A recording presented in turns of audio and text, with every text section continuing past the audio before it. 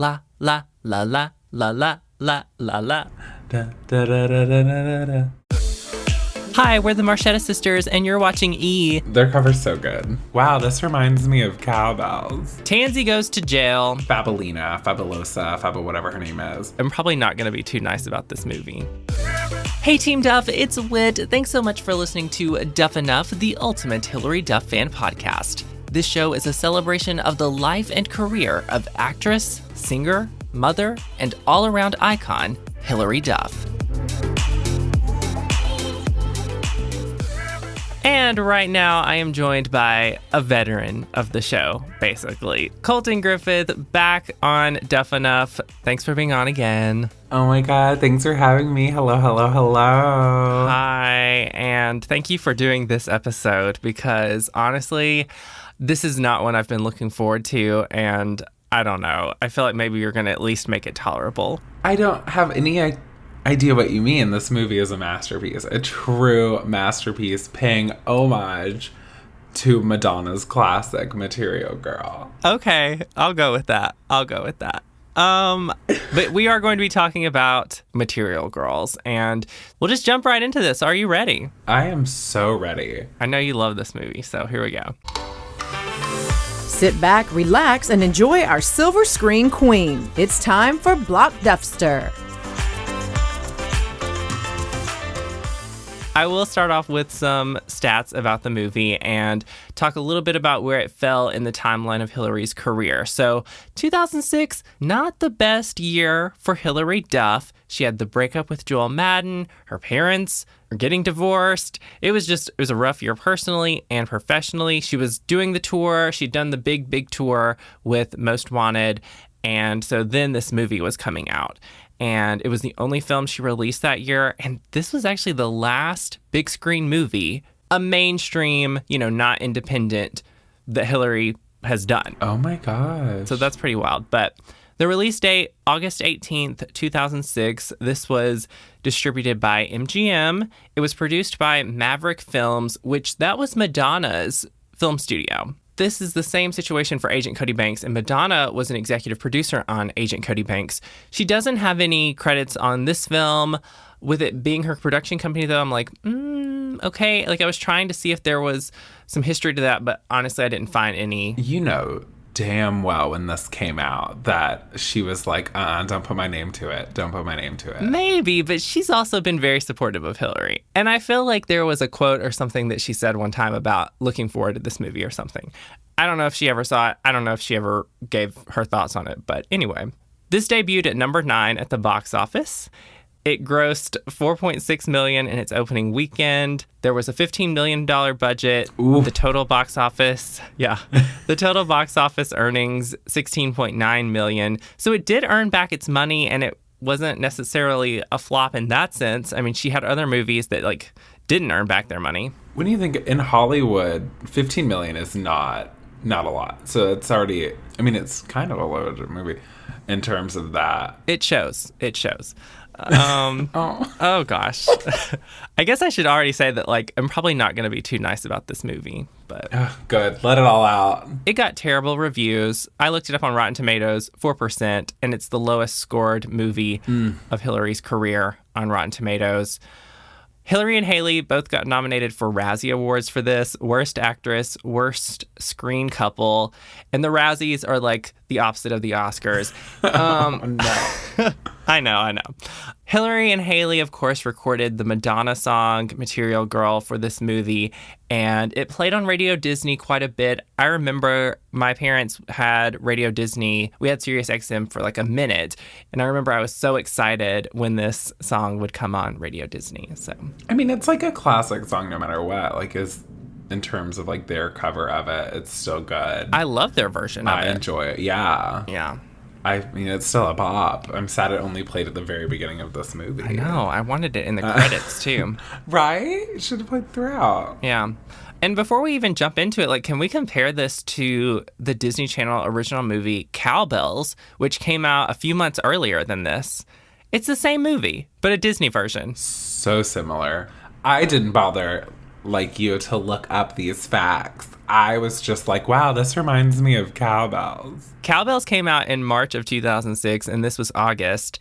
And I like Cowbells better, I've got to say. Cowbells, just the story kind of just stayed thorough throughout. Like, it still made sense. This, I'm just like, I don't know what's going on. Yeah. I don't know what anyone's motive is. I feel like the girls in Cowbells kind of learned a lesson more so than in this movie. Mm-hmm. But I do want to say, Allie and AJ, Hilary and Haylie, iconic Hollywood sister duos. So, do you want to give them their credit? Okay, let me run down the cast really quick. We have Hilary as Tansy Marshetta, Tanzania, actually, Tansy for short. I can't. Haylie as Ava Marshetta, Angelica Houston, Oscar winner, Angelica Houston. Oh my God, I love Angelica Houston. Why? I didn't remember that she was in this. So when I went back and I watched it, literally I watched it yesterday, and it's been like years since I watched this. I was like, oh my God, wait, is that Angelica Houston? I was like, why? It is. And her name is even on a lot of the posters. So it's like Hilary Duff, Haylie Duff, and Angelica Houston. She's not pictured on them, but anyway. She plays Fabiella. Brent Spiner as Tommy, and he is famous for the Star Trek films back in the day. Lucas Haas as Henry. Marcus Coloma as Rick. Ty Hodges as Etienne, who our generation remembers from Even Stevens and Don't Look Under the Bed. What was his character on Even Stevens? Larry. And I think his character on Don't Look Under the Bed was also named Larry. Well, he should have been stuck with that name on here because Etienne was a flop. Etienne was terrible. I don't understand what was happening with that fake accent. Oh, Lord. Everything going on was a mess. Yeah. Maria Conchita Alonso as Inez. Dot Marie Jones as... Okay, I don't even want to say this, but they have her name listed as Butch Brenda. No. But of course we know that Dot was also on Lizzie McGuire as Coach Kelly. Little reunion. But still, wait, they did not call her Butch. I know, they didn't call her that, but that's what she was listed as on IMDb. But also I love Dot because I know Dot from Glee. Right. I remember her from Lizzie, but like Glee was like, I was like, oh my God, Glee. Yeah. And also, we have a little cameo from Joel and Benji Madden, and we'll get to that as we go through the movie. So that's the cast. Jumping in here, the movie opens with this great commercial/music video featuring the song recorded by Hilary and Haylie, and they are... My favorite thing is when they're like, la, la, la, la, la, la, la, la, la. Their cover's so good. It really is great. It did not get the justice it deserved in this movie. But I do love the opening. Like, we see the girls, like, just having their girly moment. Like, they're advertising their fragrance. The graphics are awful, but... It's very early 2000s. Yeah. Very early 2000s. Oh, the whole movie. These jump cuts. Yeah. That's very true. The whole movie feels like the time that it was filmed in. So it's a commercial/music video. Their brand is Marshetta All Natural Products. So this would be like, you know, the Kylie Jenner of the day, basically. That's who Hilary and Haylie are playing at this point. Yeah. The next scene, we actually like meet the girls, and they're going to a club. We hear Hilary's song Play with Fire playing in the club, which was great. And we meet Ava's fiance for a half second. His name is Mick. We also meet Etienne here. And we learn that Tansy doesn't really want to be at the club. She wants to be studying chemistry. So a lot going down in this club. First of all, they go to this club, and I was like, one, if these ladies are models, or I know they're also like the daughter of the founder of this company, and they're technically taking over the company, even though they don't understand how business works.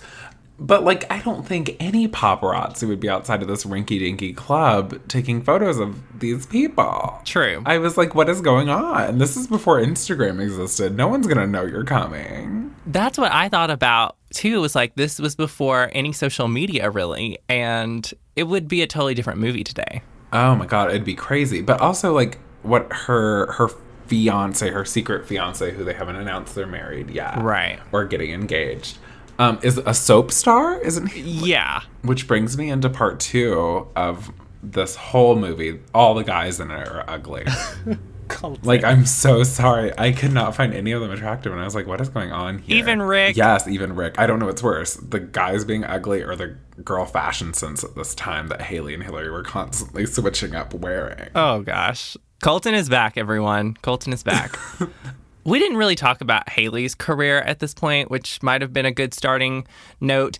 And Haylie, of course, had been in Napoleon Dynamite, but also she was mostly known as Hilary's sister. So this was kind of a big deal for them to be on the big screen together and to kind of give Haylie a moment. But wow, this character, I mean, oof. At least with Tansy, like, you could tell maybe they were trying something. Like, oh my god, yeah, she's actually wants to be a chemist because she's following in her father's footsteps. And then Ava's just like, I'm a spoiled brat. Yeah, pretty much. Anything else about the club? I mean, we did meet Etienne, but ugh. Etienne is the worst character that is just literally a gay reference that's so offensive. Honestly, so true. This accent that is just like thrown in and out. I don't know if that was a character choice or if the director was like, you know what? No, just come up with an accent that's like maybe Caribbean, maybe like... At one point I heard the girl say like, he's not even Brazilian or something. And he was like smoking in the club. There's multiple uses of cigarettes in this movie and I'm just like, ew. They make references where you're like, oh no, I don't want to smoke. And then like Ava still smokes. Gross. But she's stressed. Mm-hmm. She's really tall and really stressed. It's true. Moving on here, we see that Tansy is applying to UCLA. Again, we learn that she wants to learn about skincare and she wants to study chemistry. I made a note about her cell phone that we see here, and she has one of those like slide-up cell phones with a full keyboard. So 2006. I mean, wow. She also has TiVo, and she watches videos of her dad, and it's like this special on eczema and weird. Essentially, we learn that Tansy seems to care a little bit more about the skincare side. Ava is more about the beauty side, but they are both kind of these, you know, London Tipton girls. Yeah, super ditzy. I texted you while I was watching this, and I was like, this movie is racist. And they have a Latina housemaid, and I was just like, oh my gosh, SMH. They tried and speak to her in Spanish, and then there's like several scenes later where... Oh, like, yeah. Wait, yeah, just wait. We'll wait, we'll get bad. to it. It's real bad. We actually meet Inez whenever I think Ava gets flowers and an engagement ring delivered to her house. Delivered. Ava says, he has such great taste. And Tansy says, Ava, you picked that out. And Ava responds, yeah, but he likes it.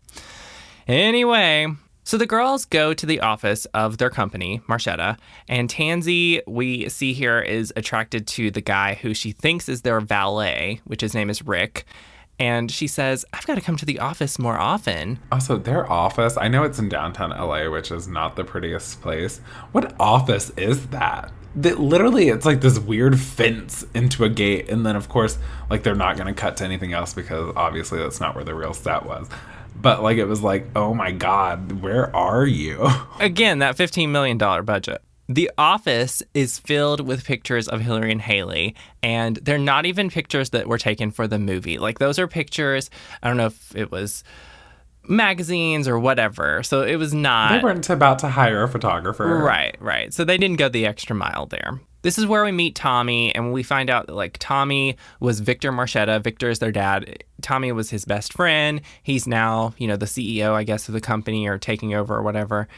And we also meet Jaden, the intern, who is trying to look like Tansy and has tape all over her nose because I guess she's had some work done, and later we find that out. But it's like they were trying to plan something with this, and then they just kind of fell off halfway through. Like, maybe like, oh, the movie's running too long for our $15 million budget. Yeah. And, you know, maybe she was actually going to be a serial killer, and I would have actually enjoyed that a little bit more. Wow. Than what we were given. That's creative. Yeah, like maybe she was, you know, cutting Tansy's hair in the middle of the night and gluing it to her own forehead. Like, that would have been something. Wow. Yeah, they really... Still better than The Haunting of... Stop. Oh, gosh. So we go to this board meeting, this business meeting with, like, investors or whatever, and we find out that Marshetta isn't doing well. There are no new products. There's no Victor Marshetta. So Tommy says that Fabiella is making them an offer. We don't know who Fabiella is, but then the girls are like, that's Daddy's worst enemy. They said daddy a lot. They did. But Fabiella turns out to be Angelica Houston, as we learn. So the girls kind of scoot around that issue for now, and then they're supposed to be in this charity meeting, which they totally ditch. And they run into Henry, though, on the way out, and we meet this new character. And we find out that Henry, he works for this clinic that helps people who can't afford a lawyer. And the girls are like, so you don't even like help with a charity that's for a terrible disease? You help poor people? And he's like, yes. And they're like, that's not even a terrible disease. So that was just showing how shallow they are. The next scene here, the girls are going to this event, which I never figured out what this event was. It was like to honor their dad, who had been dead for 2 years. I didn't figure it out. And there was a red carpet. A red carpet. One, there wouldn't be red carpets for this. Two, I don't know why E! News would be there for a fundraising gala or whatever the fuck this is, honoring a dead guy that's been dead for 2 years. Like, I don't understand that. They walked on that carpet and they said, hi, we're the Marshetta Sisters and you're watching E! Which I remembered that being in the trailer for this movie because I watched the trailer for this movie probably a million times because it took forever for this movie to come out back in the day. So this is when we meet Fabiella, though, in the flesh, and she comes over to them and starts talking business. And I'm like, girl, no, this is not the time and place. So a tribute speech to their dad, Victor, happens, and these girls are crying. I mean, I was like, come on, Hill and Haylie, give me the tears right now. Sobbing. And it was such a weird moment because nobody else seemed emotional. Their friends were sitting at the table, like, going through the swag bag, not even paying attention. It was strange. Tommy eventually gets up to make a speech, and he says something about how Victor made Madonna's first look, and I was like, this is very meta right now. And whenever this speech is going on, all the people who are on their TV phones that are in the swag bags, they start seeing a video about Marshetta Cream causing skin problems and chaos, scandal, but just the way that everyone just ran out the building, and it was like they were trying to, hide Tansy and Ava from the paparazzi and get them out. It was wild. It was wild. Which no one would care about. Yeah. All these paparazzis were there running with cameras, literally chasing these people. And we got to talk about what was on the video, because it's this woman who later in the movie we're going to meet, but I mean, her skin was just a mess, and wow. Yeah, but we see this video, which is literally like they didn't redo the video. It's almost the exact same video from a video we were watching earlier with Tansy on the TV. Yeah, you're right. Like, literally, I was like, did y'all not decide to like, she's wearing the same outfit. Gotta hire a private detective. We can do it ourselves. Obviously not. Ava. Okay, we're getting there. All right. The girls have a self-care night, and they do face masks after this happens. And this whole scene is ridiculous, but some alcohol, I think it was alcohol or fingernail polish remover or something, spills. There are candles. There are also protesters outside the home. So a lot goes down in a matter of seconds. But there's a big fight between the girls because Tansy says that she's never going to get into college now that this scandal has broken out. And Ava's like, not everything's about you, Tansy. And that's when she smokes a cigarette and a fire starts with the candles and they throw blankets on top of it and they just panic and they run to get stuff in their house. Tansy grabs the TiVo. Ugh, I cannot. And then they run. Where are you going? 2, wait for the fire department. 3, stop pretending this house is in Beverly Hills. It's not. It's in Pasadena. What are you doing? I wrote down here the fire graphics, like the flames coming out of the window. Those were not real. And the windows weren't broken. Yeah. What's going on? This is probably the point where I texted you, this is so bad, and you're like, just wait. They go to a hotel at first. By the way, they're in their face masks still. They're in their nightwear. Their credit card is declined at the hotel. They find out their account has been closed. I love the dialogue here. We're broke. And then she said, you hotel worker. She did. Next, they go to Inez's apartment, and they think this is when Benji and Joel Madden show up, and they think that Benji and Joel are valet people who are going to park their car. They are not. So they literally drive off in Tansy and Ava's car, steal it, basically. So they're not getting that back. So they're going to stay in Inez's daughter's bedroom. We also learned that Inez's daughters live in Colombia, and they are on an immigration delay. So I was like, really? That's where we're going with this? Okay. All right. We learned that she's working like 3 jobs and has to work another one because obviously she can't be the housekeeper anymore. So she's like, oh crap, now I have to go get another job. And they're like, oh my God, oh, why? Why are you working? And they do chores and it's a mess. The bedroom furniture is actually theirs from childhood, which I thought was kind of cute. And Tansy is like, oh, my popcorn scratch and sniff is still on the headboard. And she like scratches it and smells it. I remembered scratch and sniff stickers though. So. I do too. But at that point, I would say I related to Ava and was just disgusted. It's the only time I'm ever going to relate to Ava. Well, one other time. So Ava's fiance is not answering her calls at this point. And their engagement announcement is the next day. Well, she brought her dress. Yeah. But they actually wind up, I think Tansy wears an old outfit because they had gotten some clothes together to donate to Inez's church and she still had them. So they say, like, I feel so last year and retro's really in right now. Because their car was stolen and they learn that there was no valet, they have to take the bus. I don't even want to talk about that scene because it was just ridiculous. It was so bad and then just so offensive. Like, Ava just yelling at the people on the bus. Yeah. And did she say, like, she was standing in front of that man and she said, I feel that. Like, what was she? Yeah. She said that. I don't know if he was referencing to, obviously he's not grabbing her butt because his hands were up on the holders the whole time. So I was like, ooh, maybe it's his dick. Cringe. And they're trying to get to her engagement announcement party, which, okay, I guess that's a thing. They are wearing heels and they have to walk to wherever they're going to this party. And Hilary's bodyguard in real life, Troy, is actually the security at this place, and he doesn't let them in. Etienne is there, and he does not help them. I mean, wow. Thanks a lot, Etienne. And they say, he worships us. He was going to go straight for us. So, to your point about this character just being there to be this gay reference, I mean, yeah, pretty much. At this point, Mick's agent comes out and tells Ava that Mick is going to pass on the engagement. Ava throws her ring. Which is probably my favorite scene with her, because, like, I would also throw the ring. Is his name Mick? Yeah. Honestly, all the guys look the same. I couldn't. Well, and the same names. Guys. Mick, Rick. I can't keep up with that. Oh my God. Wow. They come up with fucking Tanzania, and then they have Rick, Mick, and Henry. It's pretty bad. It is pretty bad. So the girls end up going into the office to Marshetta, looking rough, I guess, for them. And they find out, they're at another board meeting, and they find out that Tommy has done an investigation into the product scandal, and he says that the complaints are real. And the girls, they don't believe that their dad messed up.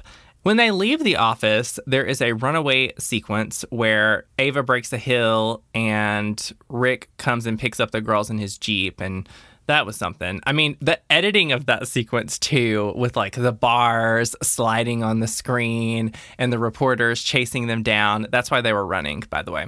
Also, no one's chasing these people. I don't know why anyone would be following these people. They're not Kylie. They're not Because they're Kendall. at the center of a scandal. The center of a scandal that no one cares about. Mm-hmm. They wind up going to Henry for help at that legal clinic, and he suggests that they get a job, but he's going to look into how he can help them. Then they go to an employment agency. They don't have their resumes. Their only skills, they know how to type 10 IMs a minute, and this woman who was like trying to help them was sneezing the whole time, so I don't know what her deal was, but back at the apartment, Inez suggests that they become sassy maids. And they sort of do for a minute in a second. But they do chores at the apartment. And Ava is washing the dishes. She ends up throwing a whole pan into the trash. I was like, girl. It couldn't get clean. She couldn't do it. And then Tansy was over there ironing. So she was trying to do something. But I was like, girl, is that still? What are you doing? Oh, gosh. Yeah. And while this is going down, Erin Brockovich is on the TV, and Tansy suggests that they become investigators. And Colton... Stupidest thing I've ever seen. First of all, if you've never seen Erin Brockovich, it's the Julia Roberts movie, and it's based on a true story about this woman who, like, uncovered a water, like it was lead in the water or something. Yeah. So anyway, they get so excited about becoming investigators. And it was just ridiculous. Like, they turned into 5-year-olds for a second. And the conversation before this was literally about push-up bras. Yeah. Which I will say, Hilary's were looking really good this whole movie. Well, especially one scene later. Uh-huh. They were out and about. Also, there's this weird moment where Tansy tries on Inez's comfortable shoes and she like jumps around the apartment. Oh my God, it was like a work business kitten heel. Like a little pump, just a little bit. It was something. So the girls are going to investigate now. They go to the office and this is when they dress up as the sassy maids. And we see this scene in the bathroom where one of the women at the office speaks in Spanish to the maids in there. And this was so bad. She was like, necesita toilet paper. And I was like, oh my gosh. You're just assuming any type of housekeeping is done by someone who's Hispanic. What is going on? That was so offensive and just the worst part. So cringy. Ugh. And then Tansy and Ava even reply to her in Spanish, which I was like, oh my gosh. So anyway, we see them dressed as maids. I don't understand what this look was that Tansy had with this lip. The bangs. And the bangs. What was going on? It is probably offensive. Yeah. They go to Tommy's office, and this is after everyone has left the building. But this dialogue, Ava's like, do you know how to pick a lock? Tansy's response is to say this. Well, she says, what do I look like, Ma? A gangbanger? What? Yeah. So they're having trouble getting into the office. Rick shows up, and he helps them get in and picks the lock. He said that he used to be a gangbanger. He was kidding. I guess. He might have been kidding. This is also when they learn that Rick is a lab tech at the office and not a valet guy. Tansy is even more attracted to him now, and there's flirting going down. There's a lot happening. Yeah, they talk about the most basic little chemistry terms. They're like, oh yes, mixing. Chemistry. Yes, it happened. Meanwhile, Ava is going through the files, and she's doing all the investigative stuff. I mean, they were really doing investigative work here. All of a sudden, Rick goes, we got to get out of here. Like, that's his line. That is literally his line. And there's no warning. There's nothing, like, to suddenly be like, oh, there's a noise. Oh, maybe they're on to us. Like, did you see the security cameras? No, nothing. We gotta go. We gotta get out of here. And then they go out the back, and there are these killer dogs in the parking lot. Where did these dogs come from? Did I fall asleep during this time? Because I honestly don't even... I must have blacked out because of how stupid that was. I don't know what was happening. Oh, gosh. And then there's, like, intense music, and they're, like, running, and Tansy and Rick are still flirting. And they wind up jumping into a trash can to escape. And I'm like, what are you escaping from? The dogs? And also, this is your company. Why is it bad for you to be there after hours? You have access. I don't even know what to say about that, honestly. Moving on to when the girls meet up with Fabiella, because she has them over to her office to talk about things. And it's basically a spa, which I was like, what? She says she wants their company. She wants to make them the face of a new line. She's going to clear their father's name. And the girls are like, this is cool. They get a foot massage. It's all great. But what they decide, actually, is that they are going to continue their investigation. If their dad is guilty, they'll sell the company. If not, they're going to fight. And then they do continue the investigation, which is basically just a lot of phone calls. And there's a sequence, and it's just a thing. Okay. What they learn is that people are saying the rash is not like what they saw on TV, and they didn't have long-lasting side effects. They also find out that their dad had changed the formula of this cream that allegedly messed up this woman's face. Eventually, Ava goes to see Henry at the office to present their findings. He's alone, things get weird and flirty, and they almost kiss, and there's a cat, and Ava freaks out about the cat and gets mad because she has these crazy mood swings. Meanwhile, Tansy discovers the woman in the TV interview saying that her skin was messed up is the same woman in her dad's skincare TV special. Who could have known when she's wearing the exact same outfit, has the same exact facial disformation, and it's literally the same interview from the tape, like literally copy and pasted, just with the black box in front of her eyes. Yep. Who would have known? The PIs have cracked the case. They have determined, oh my God, they're amazing. All right. And so here's what Tansy does next. She dresses up sexy like Erin Brockovich, and she goes to the news station where that story was done. She wants to get a release form from them about this woman who was interviewed, and you don't sign release forms for TV news. So she talks the guy at the front desk into letting her into the files to get the release form, which she does get. Security walks in. His line is literally, you're in big trouble. Tansy goes to jail, and wow, I don't even want to talk about that scene, honestly, but we're going to. In jail, we see Dot Marie Jones in the prison cell with Tansy. There are these three women, like, why, the way they had these women dressed, everything about this, like, oh. It's almost like they were prostitutes, but not. I don't know. They start talking about skincare, and Tansy is helping the women with, like, skin tips and all this. Because remember, she's a chemist. The chemistry. Yeah, she does chemistry. I know. Ava has to go and bail Tansy out. And I love how they're like, it's $20,000. And she says, what is wrong with the criminal justice system? Or something like that. When the girls get home, Inez goes off on them, for like being out and going to jail and all that. And there is a little bit of a heartfelt moment.